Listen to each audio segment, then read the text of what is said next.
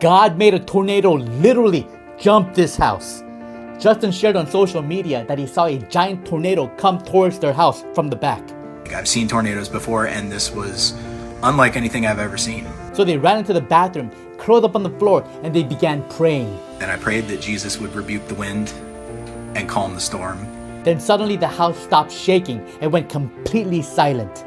They came out and looked, and the tornado was in the front of the house now, but nothing was destroyed. If you believe God still does miracles, type Jesus saves and subscribe for more miracles.